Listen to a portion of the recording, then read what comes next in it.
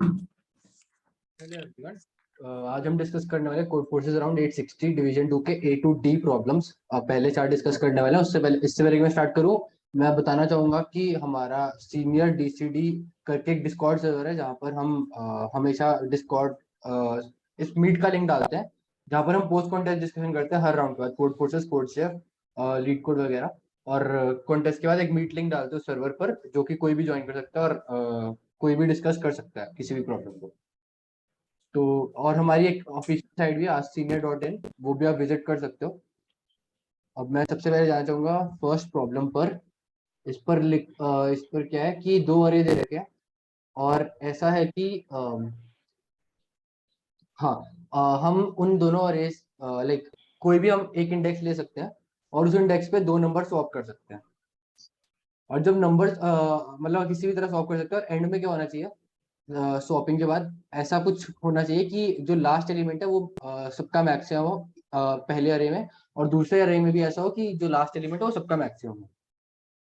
तो ये हमें करना है, लेकिन ये हम कैसे करेंगे, देखते हैं, अभी देखते हैं कैसे करना है वो।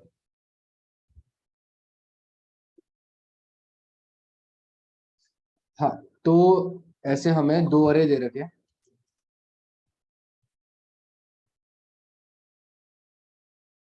ऐसा कुछ दे रखा है, और दूसरा अरे ऐसा कुछ दे रखा है। तो एक चीज तो ये है कि हम लास्ट एलिमेंट को तो स्वैप कर सकते हैं, तो मैं ये करूंगा, जो छोटा वाला नंबर है वो ए में डाल दूंगा और बड़ा वाला नंबर है वो बी में डाल दूंगा, है ना। ये सिंपली कर सकता हूँ। और अगर आप देखोगे, एक कंडीशन ये सेटिस्फाई करनी चाहिए कि जो बड़ा वाला नंबर है, यानी कि लाइक जो लास्ट वाले एलिमेंट्स है दोनों में, उसमें जो बड़ा वाला नंबर है वो जितने भी एलिमेंट्स हैं उन सबका मैक्सिमम तो होना ही चाहिए। ऐसा क्यों?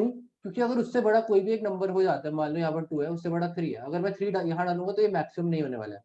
और अगर 3 यहाँ डालूंगा तो वो तो पक्का मैक्सिमम नहीं होने वाला है यहाँ पर, ये लास्ट वाला एलिमेंट, क्योंकि ये इसका लास्ट एलिमेंट छोटा है ऊपर वाले से। तो अगर इससे बड़ा कोई भी एलिमेंट मुझे मिल गया पूरी दोनों अरेज में, तो पॉसिबल होने नहीं वाला है। तो इससे एक तो ये इंट्यूशन आता है कि अगर कोई भी नंबर इस नंबर से बड़ा नहीं है, अगर तो कोई नंबर इस नंबर से बड़ा नहीं है, तो जो भी लाइक दोनों अरेज में सारे इंडेक्स में बड़े वाले नंबर है वो उस वाले अरे में डाल दो जिसमें ये बड़ा है। लाइक अगर ए में ये लास्ट एलिमेंट बड़ा है, तो मैं क्या करूंगा, स्वैप करके जो जो छोटे वाले नंबर ऊपर डालूंगा, लाइक सॉरी बड़े वाले नंबर ऊपर डालूंगा। जैसे यहाँ पर 5 और 3 है, तो मैं इधर 5 की जगह 3 और ऊपर 5 डाल दूंगा। और फिर यहाँ पर 1 और 3 है, तो यहाँ बी की जगह 1 डालूंगा और ए की जगह 3 डालूंगा। तो बस जब मैंने ये स्वैपिंग ऑपरेशन किया, एंड में मैं ये चेक करूंगा क्या ये पूरे का मैक्सिमम है और क्या ये पूरे का मैक्सिमम है। बस ये चेक करूंगा, अगर यस है तो, अगर हाँ तो यस, नहीं तो नो। जैसे कि इसी एग्जाम्पल पर देख लेता हूँ मैं। 797 769, 797 और 769 तो इन दोनों में अगर देखें हम, तो अगर मैंने सारे छोटे वाले जैसे इन दोनों में छोटा क्या है, ये मैंने ऊपर रहने दिया। इन दोनों में छोटा क्या है, 6, तो मैंने 6 यहाँ डाल दिया, 9 यहाँ डाल दिया। इन दोनों में तो कोई छोटा है ही नहीं, तो ऐसे कैसे रहेगा। और देखोगे 7 पूरे का मैक्सिमम, 9 पूरे का मैक्सिमम, तो यही तो करना है बस। कुछ ज्यादा कुछ है नहीं इस प्रॉब्लम में। अगर आप देखोगे यहाँ पर, कोड बहुत ही सिंपल है। मैंने दो वेक्टर ने और भी, और एक्स और वाई में मैं स्टोर कर रहा हूँ। एक्स में एक्चुअली मिनिमम का मैक्सिमम, मिनिमम क्या है, ए और बी आई में जो भी मिनिमम है वो एक अरे में आएगा ना, और जो मैक्सिमम है वो एक अरे में आएगा। तो एक्स में मैं जो मिनिमम वाले एलिमेंट्स है उनका मैक्सिमम ले रहा हूँ, और वाई में जो मैक्सिमम वाले एलिमेंट्स है उनका मैक्सिमम ले रहा हूँ। तो एक्स और वाई दोनों का में मैक्सिमम। में मैक्सिमम।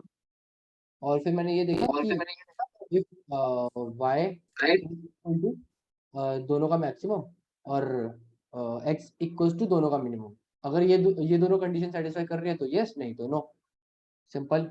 किसी को कोई भी डाउट है इस क्वेश्चन में पूछ सकता है, नहीं तो मैं नेक्स्ट क्वेश्चन पर मूव ऑन करता हूँ। चलो नेक्स्ट क्वेश्चन पर मूव ऑन करता हूँ, जो कि बी है। यहाँ पर दिया है कि कुछ हाँ, तो यहाँ पर कुछ एम डेज दे रखे हैं, और हर दिन कुछ एन नंबर ऑफ पीपल आएंगे, और उनका मतलब ऐसे कुछ नंबर दिया हुआ है, मतलब पीपल से एसोसिएटेड कोई ना कोई नंबर है जो उन्हें आइडेंटिफाई करता है। तो ए ऑफ आई ऑफ वन कोई नंबर है, ए ऑफ आई ऑफ टू कोई नंबर है, ये सारे नंबर इनको आइडेंटिफाई कर दो। अब ऐसा है, अगर एक बंदा किसी दिन पर लॉटरी टिकट जीता तो उसके बाद कभी लॉटरी में बैठ नहीं सकता है। मतलब कि अगर मेरा 1 2 3 पहले दिन में, जैसे इसमें डार्क मोड हटा देता हूँ, तो जैसे इसमें 1 2 4 8, तो ऐसा है कि वन अगर जीतता है तो वन कभी बाद में बैठ ही नहीं सकता। तो इसका मतलब वन तो विनर नहीं हो सकता है ऐसा। तो अगर यहाँ पर देखो, इन्होंने लिखा कि हमें हर दिन का कुछ ना कुछ निकालना है कि कौन कौन लॉटरी टिकट जीत रहा है। और अगर ऐसा हम निकाल नहीं सकते तो हमें -1 प्रिंट करना है। तो हमें ये निकालना है हर दिन कौन कौन जीत सकता है, कोई भी पॉसिबिलिटी, लाइक कोई भी एक तरीका दे दो। मतलब ऐसा ऐसा है कि बहुत मल्टीपल सोल्यूशन हो सकते हैं इसके, तो कोई भी एक सोल्यूशन चाहिए। जैसे इसमें वन तो नहीं हो सकता है, टू देखे तो टू बाद में बैठ रहा है तो टू भी नहीं हो सकता है, फोर देखे तो फोर भी बाद में बैठ रहा है तो फोर नहीं हो सकता है, फिर एट होगा, एट तो होगा क्योंकि एट बाद में कभी बैठ नहीं रहा है। अब इस अरे में देखें तो टू हो सकता है क्योंकि वो बाद में कभी बैठ नहीं रहा है, तो यहाँ पर एट, यहाँ पर टू, और लास्ट वाले वन और फोर में से कुछ भी करे तो फर्क नहीं पड़ता है। अब ऐसे देखोगे तो वो ऑफ एन स्क्वायर सोल्यूशन होगा, क्योंकि अब हर हर एलिमेंट को हर अरे में चेक करना है। दिक्कत है, तो हमें क्या कैसे ऑप्टिमाइज करना चाहिए इसे? क्या सही तरीका हो सकता है? अगर आप देखोगे, कोई एलिमेंट जिस भी अरे में आखिरी बार आता है, अगर हम उसको उसमें विनर बना दें तो कोई दिक्कत नहीं है ना, क्योंकि वो जैसे यहाँ पर देखो, जो टू है, टू आखिरी बार इस अरे में आ रहा है, अगर हम टू को इसमें विनर बना दें तो कोई दिक्कत नहीं, क्योंकि इसके बाद तो टू आ ही नहीं रहा है। और वन को यहाँ विनर बना दे तो कोई दिक्कत नहीं, इसके बाद तो वन आ ही नहीं रहा है। और यहाँ पर एट को बना दे कोई दिक्कत नहीं, इसके बाद एट आ ही नहीं रहा है। तो हमें क्या करना चाहिए? हमें एक्चुअली पीछे से जाना चाहिए, लाइक लास्ट वाले अरे से लास्ट वाले डे से देखना चाहिए। लास्ट डे पे जो भी बंदा बन सकता है विनर, उसको बना दो सबसे पहले, ठीक है। उसके बाद मतलब एक्चुअली हमें यूनिक नंबर देखना है, जो भी बंदा इससे पहले नहीं आ चुका, मतलब इससे पहले मतलब इससे पहले मतलब कि बाद वाले डे पे नहीं आ चुका, मतलब हम यहाँ से शुरू कर रहे हैं ना, तो पहले में तो कोई भी एक चुन लो, कोई दिक्कत नहीं। मैंने वन और फोर मैप लिया, मैंने मैप में ऐड कर दी वन और फोर। अब मैं यहाँ पर गया, यहाँ पर देखा वन तो मैप में है, तो वन एक्चुअली आ चुका है, तो वो तो विनर नहीं हो सकता है। फिर मैं नाइन पे चेक किया, नाइन तो सही है, कोई दिक्कत नहीं, नाइन को मैंने विनर में डाल दिया। और मैप इन सारे एलिमेंट्स को फिर से मैप में डाल दिया। फिर से मैंने यहाँ चेक किया, वन देखा वन मैप में है, टू देखा टू भी मैप में है, फोर देखा फोर भी मैप में है, एट देखा एट मैप में नहीं है। तो बहुत सिंपली हो गया। तो इसका बहुत ही सिंपल सा सोल्यूशन है। हम पीछे से जाएंगे, देखा जाए तो एक कोड लिख के दिखा देता हूँ, int I equal to n-1, ठीक है, I greater than equal to 0, I minus minus. तो ये चीज, अब मैंने एक्चुअली वेक्टर वेक्टर बना रखा है। एन मेरा सॉरी ये एम लूंगा मैं, ताकि कंफ्यूजन ना हो। Vector of vector A, sorry A of M. तो बस मैं एक्चुअली यहाँ पर एक मैप भी ले लूंगा,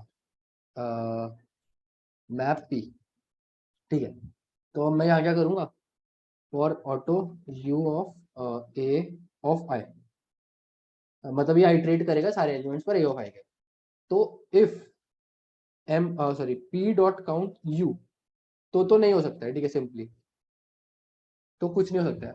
अगर ये, लेकिन अगर ये जीरो है, मतलब मैप में ऑलरेडी नहीं है, तो मैं क्या कर सकता हूँ? बहुत ही सिंपल सी एक चीज कर सकता हूँ मैं, इसको एक तो मैप में डाल सकता हूँ, P of you plus plus, और इसको एज एन आंसर भी ले सकता हूँ। मतलब एज एन आंसर कैसे? एक वेक्टर ले लूंगा जिसमें मैं सारा स्टोर कर रहा हूँ एलिमेंट्स, वेक्टर इन वी। तो वी डॉट पुश बैक, यहाँ पर V dot push back you कर दूंगा, V dot push underscore back you, simple. And ये हो जाएगा एक एल्स अगर ये नहीं है तो क्या करना है? तो एक्चुअली कुछ नहीं करना। और मुझे एक कंडीशन ये देखनी है कि ये एक ना एक बार तो हुआ हो, लाइक अगर आयत डे है तो एक ना एक बार तो ये चीज हुई हो, अगर नहीं हो तो दिक्कत हो जाएगी ऐसा। तो एटलीस्ट एक बार तो होना ही चाहिए। अगर एक भी बार नहीं हो रहा है तो दिक्कत ये है कि हमें विनर नहीं मिल पाया, तो हमें नो प्रिंट करना है। तो मैं यहाँ पर एक और कंडीशन लगा दूंगा, अगर हुआ है कि नहीं वो देखने के लिए, इंट आर इक्वल टू 0, तो यहाँ पर मैं लिख दूंगा आर इक्वल टू 1। अगर ये हुआ है तो आर इक्वल टू 1, अगर नहीं हुआ है तो फिर आंसर नहीं मिल पाएगा, सिंपल सी बात है। ठीक है, एक ये कंडीशन लगा दी, और यहाँ पर एल्स में भी एक और कंडीशन लगा दी मैंने, सॉरी एल्स तो नहीं लगाया, हाँ, और एंड में मैंने ये देखा कि अगर आर इक्वल टू जीरो इस डे पर, if R equal to zero, तो मैं नो, मुझे नो प्रिंट करना है। तो नो के लिए भी मैं एक बुलियन फ्लैग ले रहा हूँ, इंट जेड इक्वल टू 1, इसको जीरो कर दूंगा मैं, सिंपल। यहाँ पर जेड इक्वल टू जीरो किया मैंने, तो जेड इक्वल टू जीरो हो गया, सिंपल। और एक और चीज यहाँ पर मुझे ध्यान रखनी है, ये बार बार एक्चुअली ऐसा हो सकता है ना, बहुत बार ऐसा हो कि ये जीरो, लाइक काउंट जीरो हो, तो ये बार बार पुश बैक होता रहेगा, जबकि मुझे आंसर में तो एक ही बार चाहिए ना, मतलब एक ही एलिमेंट चाहिए कोई भी। तो मैं यहाँ पर भी एक चीज लगा दूंगा, if R equal to zero, ये कंडीशन ये लगा दूंगा, if R equal to zero, तो मैं ये कर दूंगा,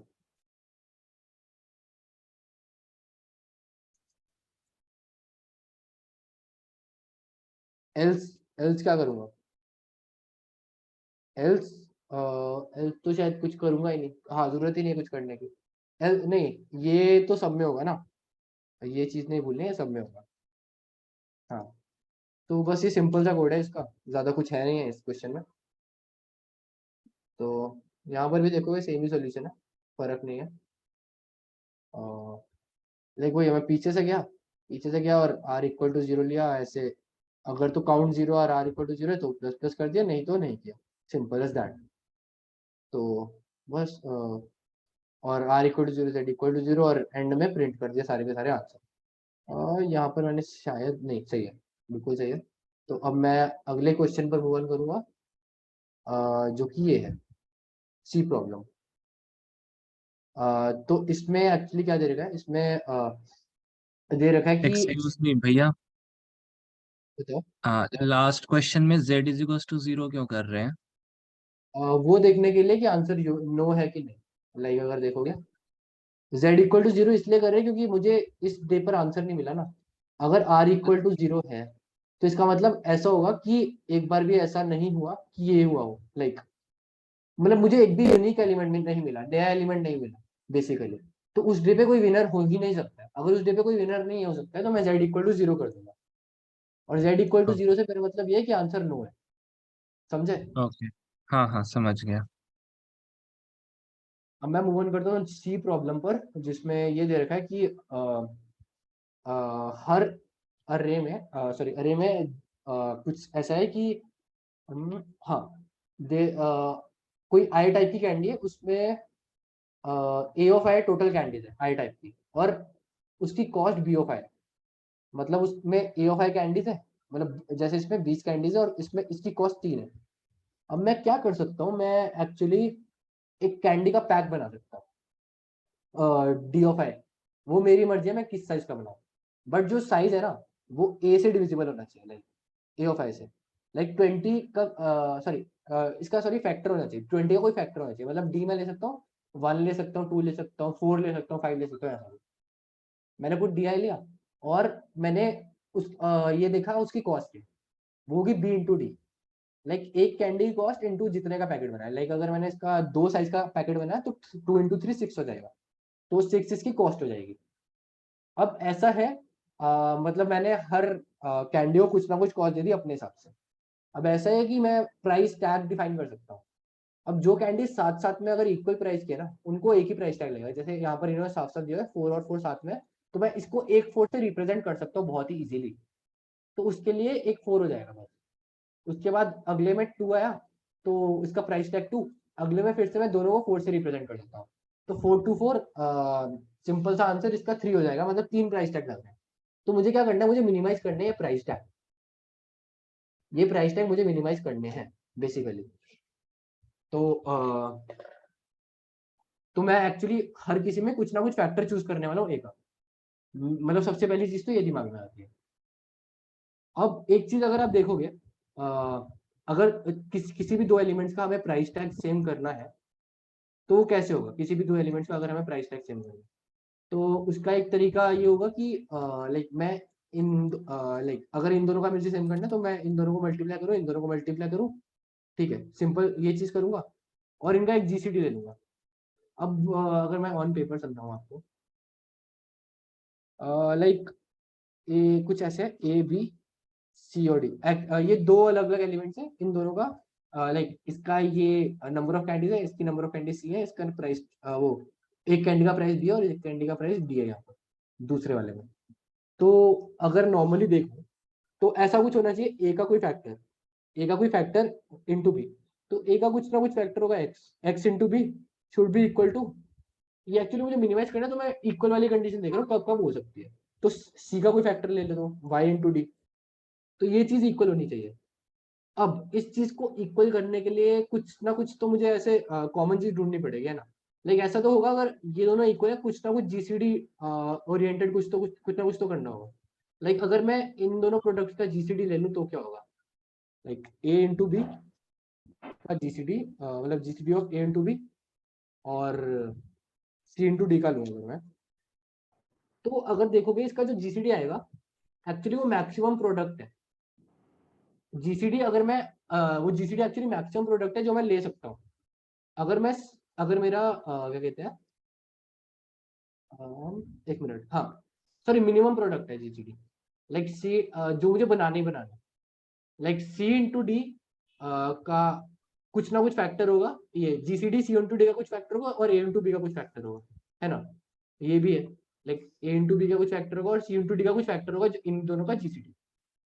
ठीक है, उसके बाद जो जीसीडी आया वो एक्चुअली मैक्सिमम प्रोडक्ट है जो बन सकता है, तो उसका कोई भी मल्टीपल तो बना नहीं सकते हैं अगर ये जीसीडी है, क्योंकि फिर वो इक्वल नहीं हो पाएगा। अगर हमें इक्वल करना तो max max product basically, max product equal to this GCD of. अब मैक्स प्रोडक्ट क्या बन सकता है इन दोनों से, ये चेक करने के लिए क्या एक कंडीशन होनी चाहिए, ये जो मैक्स प्रोडक्ट है ना वो डी से डिविजिबल होना चाहिए और बी से डिविजिबल होना चाहिए। ऐसा क्यों, क्योंकि बी का ही तो कुछ मल्टीपल होगा और डी का ही तो कुछ मल्टीपल होगा, एक्स और वाई देखोगे, अगर देखोगे तो जो प्रोडक्ट है, product should be divisible by B और product should be divisible by C D, दोनों से डिविजिबल होना चाहिए कि नहीं, है ना, दोनों से डिविजिबल होना चाहिए, वो ये तो मेन कंडीशन है ही है। अगर नहीं हुआ तो वो दिक्कत हो जाएगी दोनों से डिविजिबल। तो ये तीन कंडीशन है बेसिकली, अगर देखी जाए, तभी तो एक्स और Y greater than equal to 1 होना चाहिए ना, तभी तो एक्स और Y greater than equal to 1 आएगा। और अगर हमने मैक्स प्रोडक्ट ले लिया तो एक्स और वाई निकालना बहुत ईजी है। एक्स क्या होगा, X equal to product by B और Y equal to product by D, simple ये होगा एक्स। ठीक है, एक चीज ये आ गई, ये तो मैंने किसी एक पेयर के लिए लिया, अगर मुझे बहुत सारे पेयर्स के लिए लेना है तो क्या करूंगा, एक्चुअली इसका ही इंडक्शन है। अगर ज्यादा एक्चुअली हमें पूरी एक एलसीआर रेंज के लिए लेना ना, तो हमें बस एक कंडीशन चेक करनी है, सबके प्रोडक्ट का जीसीडी, और अगर हमें ये चेक करना है वो प्रोडक्ट सबसे डिविजिबल है कि नहीं, लाइक सबके ये इस कॉस्ट से डिविजिबल है कि नहीं। अब ये सवाल उठता है वो कैसे करेंगे, अगर देखोगे, अगर इसी में देख लो, अगर मुझे ये देखना है कि प्रोडक्ट बी से डिविजिबल है और डी से डिविजिबल, दोनों से डिविजिबल है कि नहीं, तो उसके लिए एक मैं इसको रिड्यूस कर सकता हूँ, बताऊँ कैसे, मैं बी और डी का एलसीएम ले लेता हूँ, product divisible by LCM of B comma D. अगर मैं ये कर दूं तो ये दोनों कंडीशन सेटिस्फाई हो जाएंगी, और ये मतलब ये रिडंडेंट स्टेटमेंट है बेसिकली। अगर इन दोनों का मैं एलसीएम ले लूं ना और देखूं प्रोडक्ट उससे डिविजिबल है कि नहीं, तो मैं तो पता लग जाए वो सेटिस्फाई कर रहा है या नहीं, सिंपल एज दैट। ठीक है, तो कुछ नहीं करना इस क्वेश्चन में, अगर मैं एक्चुअली क्या करूंगा, एक तरह से 2 पॉइंटर टाइप ही होगा थोड़ा बहुत, कि अगर मैं ऐसे अगर एल्गोरिथम लिखूं इसका, for in I equal to N I plus plus, ठीक है, ये एल्गोरिथम फिलहाल,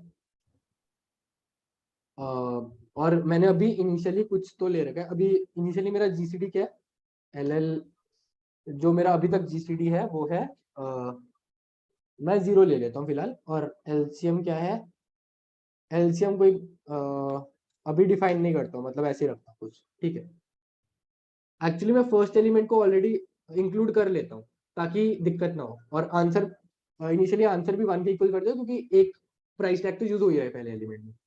तो मैंने ये किया, एलसीएम जो एलसीएम लिया वो लिया A of I into sorry A of 0 into B of 0, फिलहाल का ये, हाँ, तो मैंने फिलहाल ये लिया। और यहाँ पर क्या लिया, जीसीडी क्या लिया? हूँ तने 5 मिनट में। Yes, एक मिनट, हाँ सॉरी सॉरी, मैं गलत ले रहा हूँ। यहाँ पर आएगा A of zero into B of zero, यहाँ पर आएगा, और यहाँ पर आएगा सिर्फ बी ऑफ जीरो। अब इसके बाद क्या करना है, मुझे हर एलिमेंट पर जाना है और देखना है वो कंडीशन सेटिस्फाई कर रही है कि नहीं। अभी मैं, जो मेरा ऑलरेडी जीसीडी था, अगर मुझे पूरी रेंज का जीसीडी लेना है तो एक्चुअली बहुत इजी होता है जीसीडी में। अगर मैं अब इसका जीसीडी नए नंबर के साथ लूँ तो सेम ही बात है। तो अगर if underscore underscore GCD of A of I into, sorry हाँ, into B of I comma G, अगर ये डिविजिबल है किससे, अगर मुझे मुझे वो कंडीशन सेटिस्फाई करवानी थी ना, ये वाली। तो अगर ये जो नया एलसीएम है, एलसीएम नया क्या होगा, एलसीएम कुछ नहीं होता, प्रोडक्ट इंटू जीसीडी होता है। तो अभी तक का जो एलसीएम था एल इंटू प्रोडक्ट क्या है, अब मुझे नए का बी लेना, नए वाले का, तो एल इंटू बी ऑफ है upon underscore underscore GCD L comma B of है। यहाँ पर ही मैं ब्रैकेट लगा देता हूँ, थोड़ा कंफ्यूजन हो रहा होगा यहाँ पर। मैं थोड़ा स्पेसेस डाल देता हूँ यहाँ पर। इस लाइन को दोबारा समझा सकते हैं?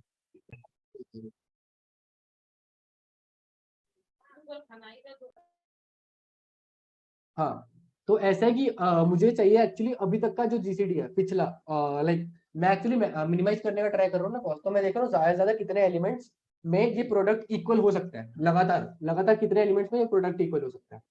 तो अगर वो प्रोडक्ट मुझे इक्वल करना है, उसके लिए ये कंडीशन होनी चाहिए कि जो अभी तक का जीसीडी है वो अभी तक के एलसीएम से डिविजिबल हो।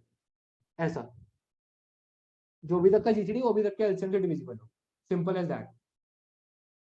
और अगर वो है अभी तक के एलसीएम से डिविजिबल, तो मैं क्या करूंगा, तो एक्चुअली हाँ, अगर हमें अभी तक का जीसीडी चाहिए तो क्या करना चाहिए, अभी तक जो भी जीसीडी था उसका नए वाले जो नंबर है, नया वाला नंबर, उसका जीसीडी लिया नए वाले प्रोडक्ट के साथ, और जो एलसीएम था उसके नए वाले बीओफाई के साथ एलसीएम लिया।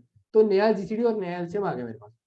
अगर वो जीरो है, लाइक ये चीज जीरो है, तो मैं क्या करूंगा, तो एक्चुअली मैं कुछ नहीं करूंगा, मतलब आंसर मेरा प्लस नहीं होगा क्योंकि वो इक्वल मुझे मिल गया, प्रोडक्ट इक्वल मिल गया। मैं एक्चुअली इसको अपडेट कर दूंगा। जो मेरा जी है वो किसके इक्वल हो जाएगा, इसके, जी इक्वल टू दिस, एंड मेरा जो एल है वो किसके इक्वल हो जाएगा, नए एलसीएम के equal, L equal to this, simple as that. ये दो कंडीशन आ गई। लेकिन अगर ये ट्रू नहीं है तो क्या होने वाला है, लेकिन अगर तो ट्रू था तो मैं लगातार लेता गया क्योंकि मेरा फायदा ही हो रहा है ना। अगर ट्रू नहीं है तो मुझे क्या करना चाहिए, सिंपल, ये मुझे जानना है। अगर ये ट्रू नहीं है ना, तो इसका मतलब ऐसा हुआ होगा कि पिछले वाले तक मे भी ट्रू हो। तो मैं पिछले वाली रेंज, तो एक्चुअली मैं ले रहा था, एक्चुअली मैक्सिमाइज मिनिमाइज करने के लिए पिछले वाली रेंज तक ले रहा था। अब इस वाली रेंज के लिए नहीं लेना है, तो मैं इसमें आंसर प्लस प्लस कर दूंगा। एक तो ये, और अगर ये इसका एक्चुअली कॉस्ट ही अगर अलग है पिछले वाले से, अगर इसका कॉस्ट ही अलग है, तो मैं एक्चुअली शुरू से शुरू कर लूंगा एक्चुअली जीसीडी और एलसीएम, क्योंकि अब नई कॉस्ट है ना मेरे पास। मुझे पुराने से तो फर्क नहीं पड़ रहा है, पुरानी जो रेंज थी वो उसके लिए तो आंसर ऐड हो गया, अब नई रेंज के लिए देखना है। तो नई रेंज के लिए क्या करना चाहिए मुझे, नई रेंज के लिए वापस से जो जी है वो हो जाएगा A of I into B of I के इक्वल, और जो एल है वो किसके इक्वल हो जाएगा, L equal to B of I, simple as that. और मैं एंड में क्या करूंगा, सी आउट आंसर। इसका ये एल्गोरिथम है, किसी को कोई डाउट हो तो पूछ सकता है। और एक बार मैं भी सबमिट करके देख लेता हूँ।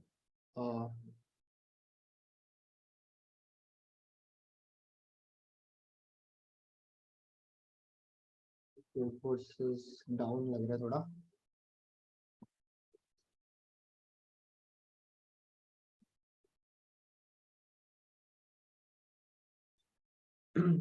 कोड फोर्सेस थोड़ा स्लो चल रहा है अभी, कोई ना, तब तक मैं अपना कोड तैयार कर लेता हूँ इसके लिए, सबमिशन के लिए। तो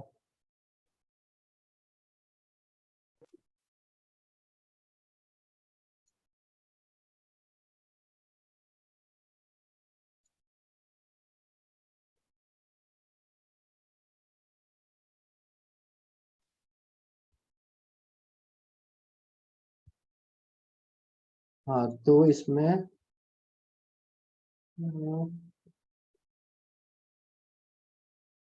और एन,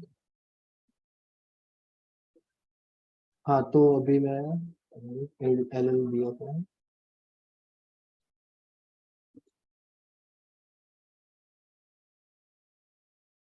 बी ऑफ आई, बाकी सब ठीक है। यहाँ पर जीसीडी लिया, एलसीएम लिया,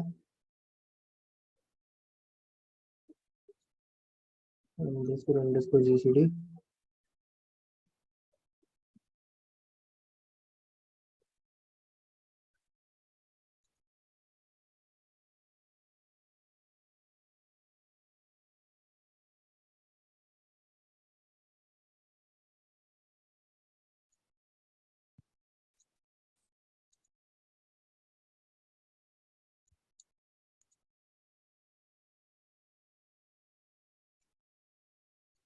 L into B of I और जीसीडी लिया,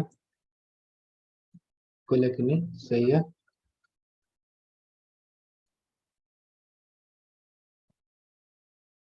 अच्छा यहाँ पर रहेगा ये।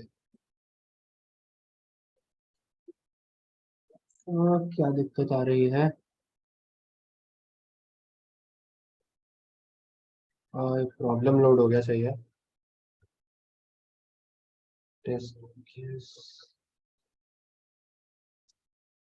तो मैं एक बार देख लेता हूँ चलाकर। कंपाइलेशन एरर है यहाँ पर, तो चाहिए रहेगा।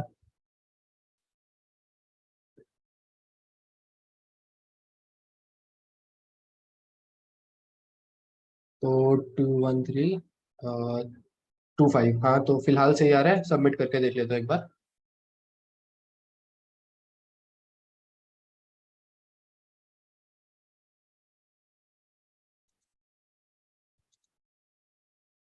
हाँ तो सही काम कर रहे हैं एल्गोरिदम, और इसका यही सॉल्यूशन है। मैं जाता हूँ नेक्स्ट प्रॉब्लम पर, डी। एक बार इसका भी सबमिट करके देख लेता हूँ पहले, फिर अप्रोच भी बता देता हूँ।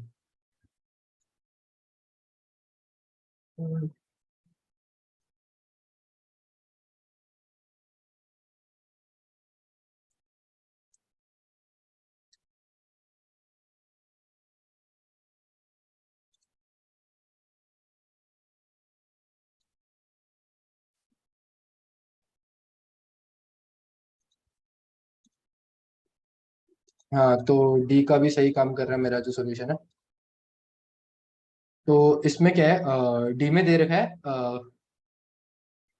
कि एक अरे दे रखा है, और उसमें हमें ये कंडीशन ट्रू करवानी है कि उसका कोई भी सब अरे का जो लाइक एब्सोल्यूट सम है, सब अरे का जो सम का एब्सोल्यूट वैल्यू है, मैक्सिमम वैल्यू है, वो कम होनी चाहिए इसके मैक्सिमम माइनस मिनिमम एलिमेंट से।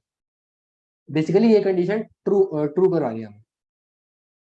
और ये भी दे रखा है कि पूरे अरे का जो सम है वो 0 के बराबर है। एक्चुअली इससे काफी कुछ फायदा मिलता है हमें इससे, लाइक एक तो मैं एक चीज हटा के देखता हूँ यहाँ पर।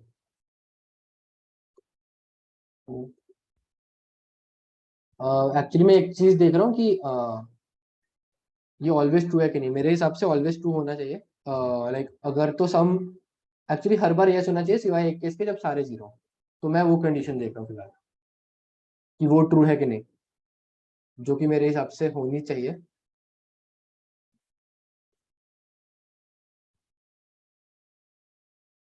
हाँ वैसे ट्रू है, हाँ सही है। तो ऐसा है कि जब भी सम इसका 0 है और सारे एलिमेंट अगर 0 नहीं है ना, तो हमेशा ट्रू होनी चाहिए। लाइक ये मैं थोड़ा इंट्यूशन से आपको कह सकता हूँ कि इंट्यूशन से मुझे लग भी रहा था ये कि हमेशा यस होना ही चाहिए आंसर, चाहे जो भी हो जाए, क्योंकि सम 0 है ना। तो ऐसा है कि कुछ काउंटर पार्ट होगा ही इसका, कुछ ना कुछ, मतलब ऐसा, मतलब थोड़ा इंट्यूशन से सोचा मैंने। और अगर उसका काउंटर पार्ट होगा तो वो ग्रीडी, मैंने सोचा कि ग्रीडीली सॉल्व हो सकता है। पहले तो मैं डीपी सोच रहा था, शायद डीपी लगे, पर डीपी का कुछ ऐसे आ नहीं रहा था, तो मुझे लगा कि ग्रीडी से हो जाएगा। तो ग्रीडीली कैसे करें कि जब तक वो एक्चुअली ग्रीडी से मैं 2 पॉइंटर अप्रोच कह रहा हूँ। तो पहले तो मैं क्या करूंगा, मैं अरे को सॉर्ट कर दूंगा। ठीक है, सिंपली अगर कोई अरे है, जैसे पहला ही एग्जांपल ले लेता हूँ। पहला, हाँ 3 4 -2 -5 3 4 -2 -5। तो अगर मैं इस अरे को सॉर्ट करूँ तो क्या होगा, मैं एक्चुअली उल्टा सॉर्ट कर लेता हूँ, 4 3 -2 -5 ये, ठीक है। तो मैंने इसको उल्टा सॉर्ट किया। उसके बाद क्या करना है कि मैं एक्चुअली 2 पॉइंटर ले रहा हूँ, स्टार्टिंग और एंडिंग। एक्चुअली मैं ना जो पॉजिटिव नंबर्स पे जा रहा हूँ कि उनको ऐड करता रहूँगा तब तक जब तक वो जो मैक्सिमम माइनस मिनिमम जो वैल्यू है उसको मैं एक वेरिएबल के मान लेता हूँ, मैक्स माइनस मिन। तो जब तक वो उससे कम है ना, ये करंट सम, मैं लेस इक्वल टू 0 वाइल मैं एक एल्गोरिथम लिख के देता हूँ, int L equal to 0 comma r equal to n minus 1। तो while l is less than r, ठीक है, जब तक ये कंडीशन है, less than equal to r actually, जब तक ये है तो मैं क्या करूंगा, मैं actually if s plus a of l, अगर s में a ऑफ l ऐड करने से ये लेस देन k होता है, तो मैं s plus equal to a of l कर दूंगा एक तो, कॉमा एक और चीज करूंगा मैं, वो है l प्लस प्लस, ठीक है। और एक वेक्टर भी बना लेता हूँ जिसमें मैं स्टोर करता रहूंगा एलिमेंट्स का ऑर्डर, क्योंकि मुझे वो भी प्रिंट करना है ना आंसर में। तो comma b dot push underscore back, क्या करूँ, हाँ ये क्या कहते हैं, a of l minus 1 actually, क्योंकि ये मैंने l प्लस प्लस किया ना, तो इसलिए यहाँ पर b dot push underscore back a of l minus 1। और अगर ये ट्रू नहीं है तो एक्चुअली मैं लास्ट वाला एलिमेंट उठा के डाल दूंगा, else s minus equal to a of r, comma v dot push underscore back a of r और r माइनस माइनस। इसका ये बहुत ही सिंपल सा लॉजिक है। तो ये मेरा एक्चुअली इतना सी कोड है, यही कोड है, इसमें हो जाएगा। बस अगर जीरो है ना एलिमेंट तो नहीं होगा, अगर सारे एलिमेंट जीरो है, बस अरे को सॉर्ट करना है, उसके बाद ये चीजें करनी है, उल्टा सॉर्ट करके ये चीजें करनी है, और इससे बहुत इजीली आंसर आ जाएगा। अब मैं, मेरे पास एक्चुअली प्रूफ तो नहीं है इसका कि ये एल्गोरिथम सही क्यों है, बट जहां तक मैं सोच के बता सकता हूँ कि अगर इनका सम जीरो है, तो अगर लाइक कोई लाइक एक्चुअली हर एलिमेंट का कोई काउंटर पार्ट हो गया होगा। अगर ये क्वेश्चन चेंज हो जाता ना कि लाइक इनका सम जीरो ना होता, तो एक्चुअली दिक्कत आ सकती थी, मतलब एक्चुअली काफियों के लॉजिक फेल कर जाते, मतलब मोस्टली मेरे ख्याल से लॉजिक फेल कर जाता, और बहुत कम लोगों से ये क्वेश्चन हो पाता अगर ये कंडीशन ना होती। शायद इसी कंडीशन की वजह से क्वेश्चन इजी हो गया, ग्रीडी हो गया काफी। बाकी मेरे ख्याल से एक्चुअली ये डीपी का क्वेश्चन होना चाहिए, अगर मुश्किल वाला देखें तो बस यही है इसका सोल्यूशन। किसी को भी कोई भी डाउट हो तो पूछ सकता है, बाकी नहीं है तो चलो एंड करते हैं मीटिंग पर। ठीक है देन, बाय बाय गाइस।